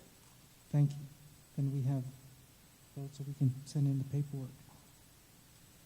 Item 10B. I'm sorry, sir. Oh, we need to make a motion for approval. So Mr. Overfeld has made a motion that we approve, again, Mrs. Webb as the TASB delegate and Mr. Contreras as the TASB alternate delegate. Second. There's a second by Mrs. Gonzalez. All those in favor, please indicate by raising your right hand. Motion carries unanimously. Congratulations to those two. Now we have administration part B. Consideration to approve the first and final reading of TASB policy update 110, affecting policy BBB, local, board members, and elections. Sandra Hernandez. Good evening, Mr. Mesa, Dr. Rios, and members of the board. Tonight I'm presenting BBB local. BBB local for board members and elections. We had previously brought this forth. This policy has been revised based on the district election information and clarifies that the election of board members shall be by place. So there is a new format. The policy also specifies the number of board members, the length of the board members' terms, the election schedule, and the methods of election and voting. Are there any questions? Any questions from board members? I think we've heard this in the past. The recommendation, please. Yes, sir. It is the recommendation of the administration that the Board of Trustees approve the first and final reading affecting BBB local board members' elections and the revisions to the language in this policy as recommended by the Board Policy Review Committee. You have heard the recommendation. Is there a motion for approval? Mrs. Webb? Mrs. Gonzalez? Again, motion from Mrs. Webb, seconded by Ms. Gonzalez. All those in favor, please indicate by raising your hand. Motion carries unanimously. Thank you, sir. Thank you, Sandra. 10C, consideration to approve first reading of localized policy update affecting policy FFA local, student welfare, wellness, and health services. Sandra Hernandez. Good evening once again. The presentation for this first reading is for FFA local, student welfare, wellness, and health services. This local policy has been revised to update the titles of the persons responsible for the oversight of the implementation of this policy and the development and implementation of the wellness plan, which implements the district's nutrition guidelines and wellness goals and the appropriate administrative procedures implemented through this policy. And the change will be for the Chief Financial Officer and the Chief Compliance and Accountability Officer, who will provide the oversight. So those are the only changes. Correct. Any questions? Recommendation from administration? Yes, it is the recommendation of the administration that the Board of Trustees approve the first reading affecting policy FFA local, student welfare, wellness, and health services, and the revisions to the language in this policy as recommended by the Board Policy Review Committee. Okay, you have correct the recommendation. Is there a motion for approval? Mr. Smith, seconded by Mr. Overfeld. All those in favor, please indicate by raising your right hand. Motion carries unanimously. Thank you. Thank you, Sandra. Item 11A, consideration to approve new career and technology education CTE courses or course offered at Del Rio High School for the 2018-2019 school year. Ada Gomez and Roger Gonzalez. Good evening, Mr. Mesa, Dr. Rios, and members of the board. This is a new capstone course called Practicum in Health Science 1. We are wanting to team up once again with Southwest Texas Junior College in offering the medical assistant program. Under separate cover, you actually have the equivalency of 4 classes through the junior college that will be implemented through this program: the medical assistant lab, the patient care technician assistant, the medical assistant interpersonal communication skills class, and the procedure in clinical settings. So these students will be able to earn 11 dual college credit hours, along with a clinical medical assistant certificate through an industry leader, National Health Career Association.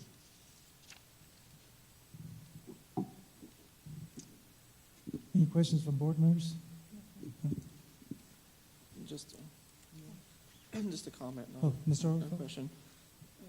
I know in the 6 years that I've been here, you've done a really good job of bringing in more and more of the dual credit classes there, and whether it's CTE with the trades and stuff, as we'll see in the next one, or on the medical side. And hopefully maybe someday in the future, the district will be able to, much like we did with an ECHS standalone, have a health careers standalone to house all of that as well. So thank you for constantly pursuing more stuff for our students. I appreciate it. Thank you.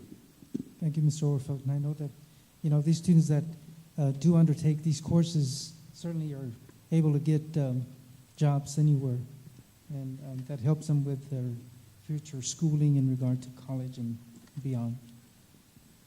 The recommendation from It is a recommendation of the administration that the Board of Trustees approve the new course available to Del Rio High School students as presented. Thank you. Heard the recommendation. Is there a motion for approval? Mrs. Webb, seconded by Ms. Gonzalez. All those in favor, please indicate by raising your right hand. Motion carries unanimously. Thank you very much. Ms. Gonzalez. This next presentation is actually on the expansion of some additional dual credit courses through our technical program, actually housed at the CT Center. Students will be able to take now construction trades classes and the reactivating of our dual credit classes in automotive as dual credit. So students will be able to earn 17 college credit hours in construction and 24 college credit hours in the automotive trades program. In addition to earning the college credits, students in these programs will be able to earn, again, industry certifications and graduate from Southwest Texas Junior College with a one-year certificate in their respective areas. Under separate cover, you also see the equivalency pathways to signify the current high school courses along with the junior college courses.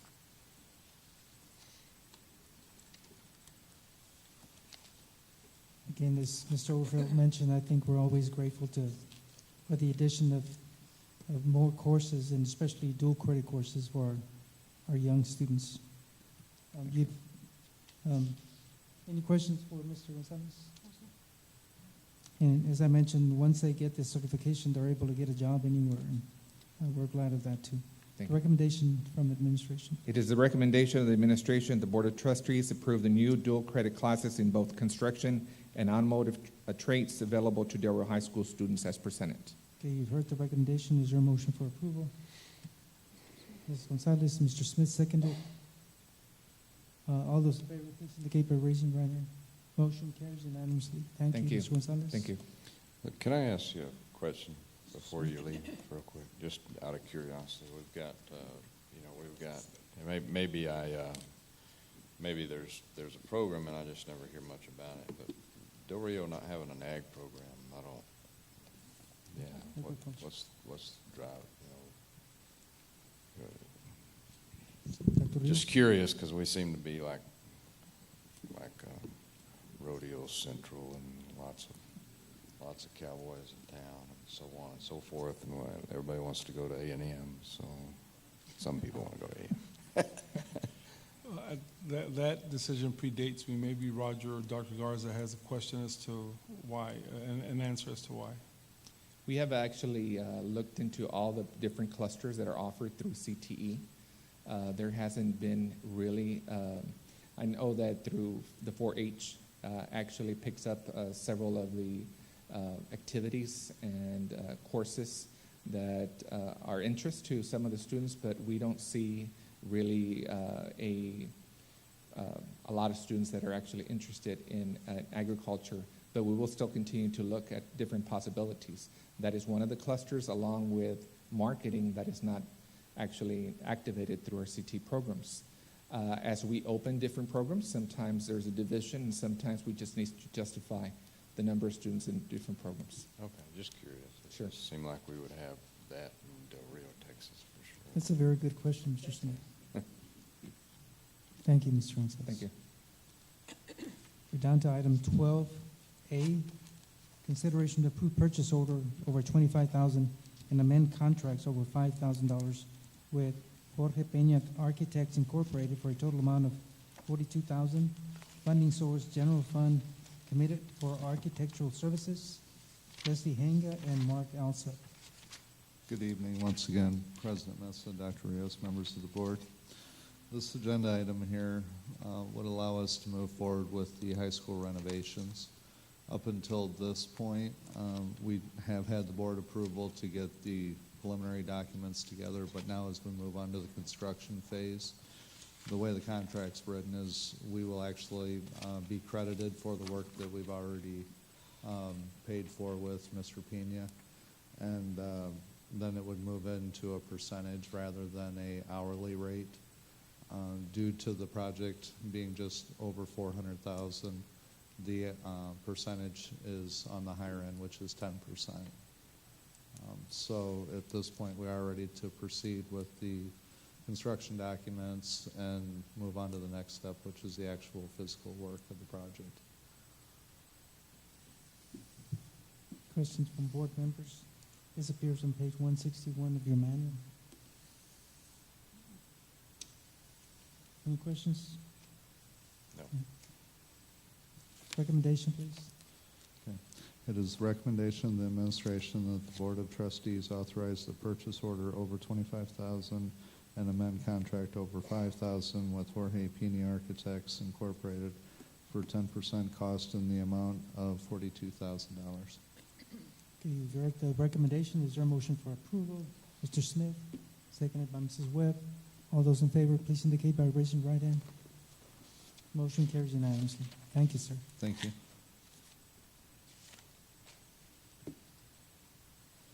12B, consideration to approve request for competitive proposal, RFP number 18-11 for restroom renovations at Del Rio High School and issuance of purchase order for $25,000. Mr. Hanga and Mr. Alsop. Thank you, President Mesa, Dr. Rios, members of the board. This goes into the other recommendation that we had. This now pertains with the general contractor. We did put the scope of work out for bid. We received 2 bids back. One was the third one was a incomplete paperwork, and the fourth one was a no bid. So in total, we did submit up to 4 different contractors. JP Sanchez did come back in as the lowest bidder on the project, and that's where we're here to recommend tonight. Questions from board members? Mr. Overfeld? Yes, sir. In looking at the bid tabulation sheet, there you have Frontier at $554,000, doing it in 88 days, and 10% any kind of additional work. And then JP Sanchez Construction doing it at $403,000, but at 120 days, with 15% additional for the contractor and 5% for the sub, so 20% more for additional there, even though it's $151,000 less on the bid amount there. Does the 15 and 5 at 20%, which is 10% more than the other, could that easily become and surpass the Frontera bid with the additional work there? 15% additional for the contractor, 5% for the subcontractor. So that's 20% additional, whereas Frontera bids additional work at only 10%. And I know you said earlier shorter days is more expensive, but if it goes past the 120 and there and additional stuff is encountered, how quickly will that run up past the other bid? That's what I'm worried about. And then also the just the 40, basically 40 more days, 32, basically a month. Oh, there, that's why I teach history. So, and I know Mr. Smith was asking about it earlier about having 2 facilities down or 3 facilities down for a high school that services, about 2,000 students at any given time while school's in session. So I know it's a disparity in the initial bid amount, but is the length of time something that was considered in the request to make that the recommendation?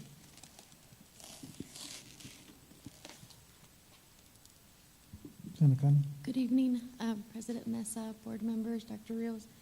Earlier we discussed the fee, the liquidated damages fee would be $500 a day. When we look at both contracts, the one for Contreras, if you look at a daily rate, would be $6,295 versus JP Sanchez's $3,358.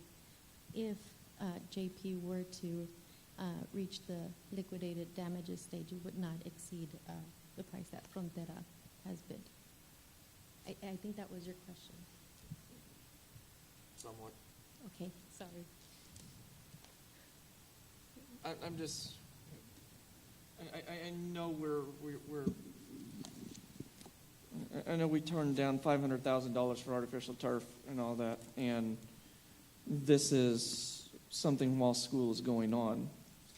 They're 88 days and getting it done versus 120. And therefore, $150,000 more. If it's convenience or money, that's just what I want to know the answer to. We'd rather do it over 120 and impact while school's going on, or try and get it knocked out faster, but it'd be $150,000 more expensive. Mr. Orfel, I think that's a very valid question. And I'd like to ask Mr. Hanga, what is additional work?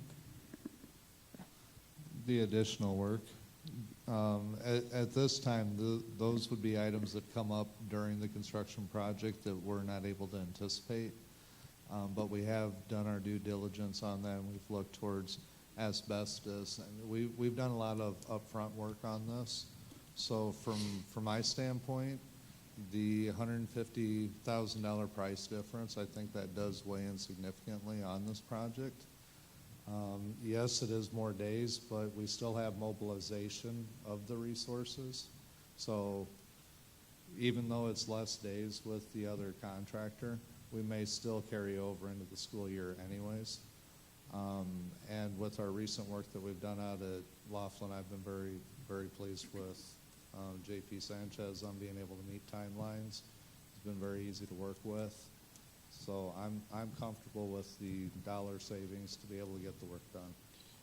Let me add, it's just another thought here, and I know this may be too late in the ball game, but I mean, if I was modeling this out 30 days ago, maybe I'd be looking at a dual source to where we can, one guy can tackle this many and another guy can tackle that. I'm a little nervous about this, having 2,000 kids on a campus with a reduced amount of restrooms, but here we are. I mean, so I don't disagree with what you're saying. I think Mr. Sanchez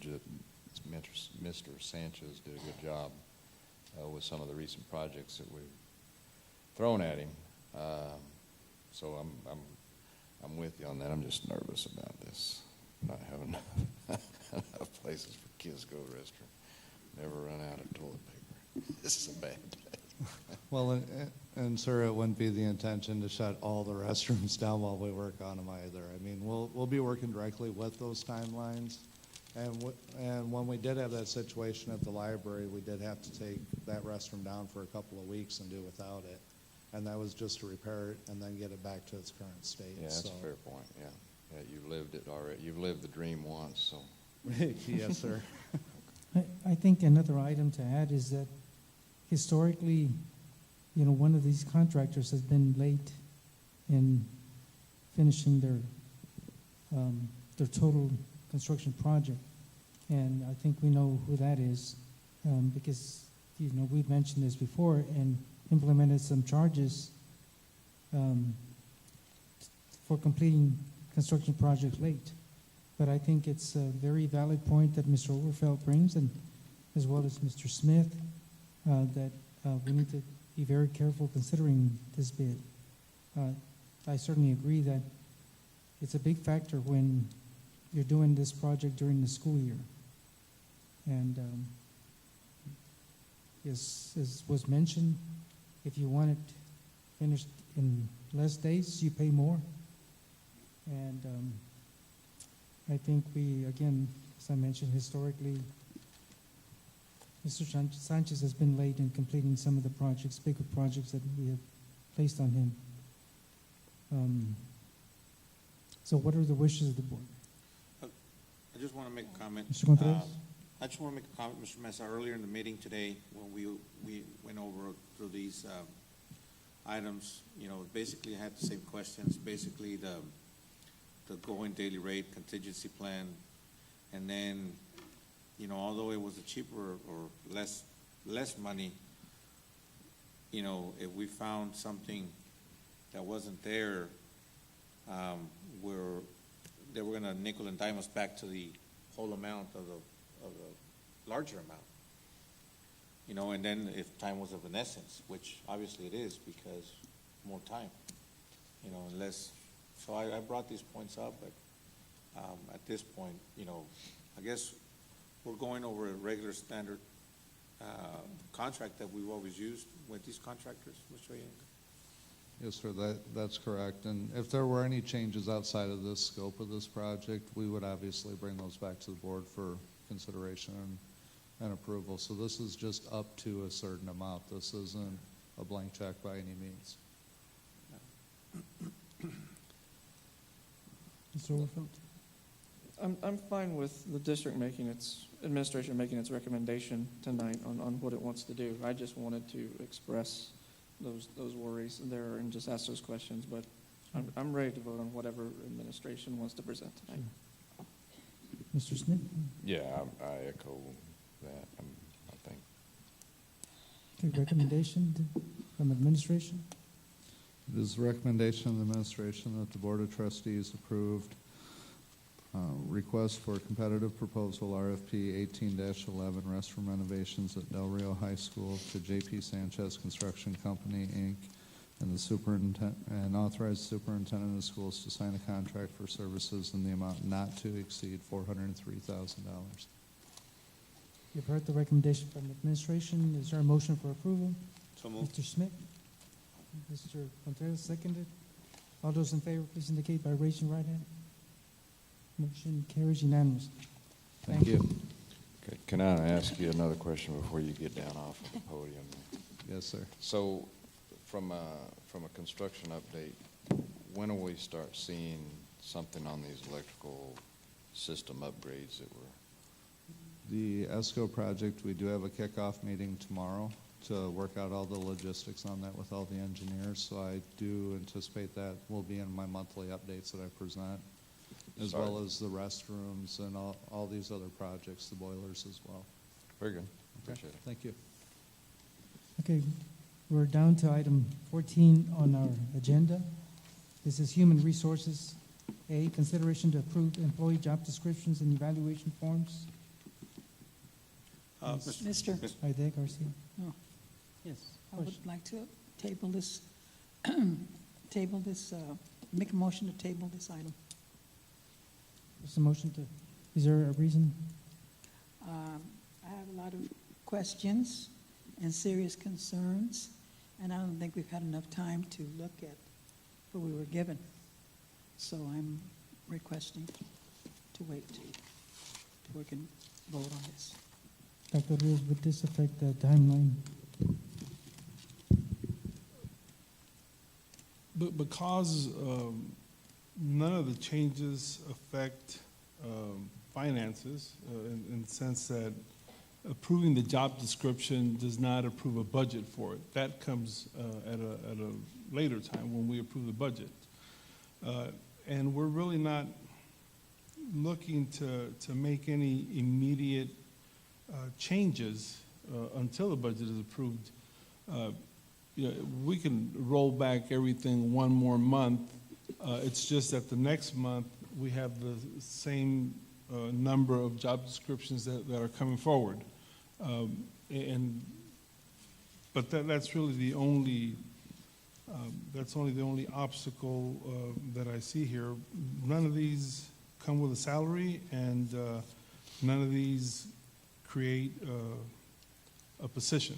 There's no budget implications. However, the board would like to examine the job descriptions one by one. There isn't a problem. There's some positions that are new. But there's no budget attached to them. But we haven't approved them. We can't hire. We didn't approve them. We cannot hire for those positions until you approve the budget, because there's no budget But the attached positions, to we it. didn't approve the positions first. That comes with the budget, ma'am. So by approving the jobs, like, I'll give you an example. I've updated the board recently on the need to have a director of risk management because of everything that the insurance has. We've been talking about that for a while. Approving the job description tonight doesn't approve the position because there's no budget with it. That just allows us to start posting the job. So should we have the budget, we can go through it. But it'll delay that process a month. But if that's wishes of the board, then that's fine. The same thing with the human resource coordinator for secondary. We have plans on making some moves, but again, those can't happen until the budget is approved. The budget won't be approved until August. So you're not setting us back anything in terms of timeline. The only timeline that we're being set back in is in approving the remainder of the job descriptions. So we can wait till July. Obviously, that's not our choice, but that's also not a tremendous obstacle to overcome. It's up to y'all. Okay, well, Ms. Gonzalez has a motion before the floor to table this item. Is there a second to that? Mrs. Webb? There's a second to the motion. All those in favor of tabling item 14A, please indicate by raising your right hand. We're tabling till July July. meeting? Okay, we have 1, 2, 3, 4, 5. And all those against? Yeah, I guess I'll go with the whole board. I'm cool. It doesn't make much difference to me. so. Okay, we have 6 in, So we're unanimous. 6 in favor, all unanimous to table this to July. Thank you. I think some of us have questions in regard to the risk management especially, and just questions in regard to additional positions that are created. Thank you. Go down to item 15, student services, consideration to approve the student code of conduct for adoption for the 2018-2019 student parent handbook. Mrs. Webb? I have a motion to table this item as well. I have certain concerns after looking at the handbook, and one is having to do with the dual credit. I believe Roger just mentioned some dual credit and some practicums, and those are not even added on page 19 for these students to get credit for that. So I think that that is something that needs to be revised in our handbook. And also I have concerns on page 29 and page 30, wherein it deals with categories of offenses, and I know Mr. Maldonado will probably address this later with us, where the same offense has shall be. Well, on page 30, it said it may be, and it's the same offense, for example, assault, arson, murder. The only difference is one is 300 feet from the school. So those are some items that I have concerns with. And then there's some other items on page 46 having to do with items like enforcement of sunglasses, or some students wear beards, but it's not indicated in here that they can't. But you also have goatees in here that they can't use. So there's no consistency that I see. And on page 47, I see a very strict, or a stricter use of cell phones for the middle school versus the high school, and it's the same item. However, on page 48, it indicates that possession and use of MP3 players, video, audio, camera, games, e-readers, all of this is in your cell phone. However, you have stricter regulations on page 47 for middle school than you do for high school. So those are some things that I have questions with that we need to kind of look at. Dr. Rios, would that be for the July as well? Again, school doesn't start till August. The only delay there will be in the printing. However, I will mention, ma'am, that last year there was a committee of parents that addressed the use of cell phones, and there was a big distinction between what parents thought should be a middle school policy and what parents thought should be a high school policy. So there will be some differences. And again, that was from last year and reflecting on the parents' wishes. Now that has to do just with a cell phone policy.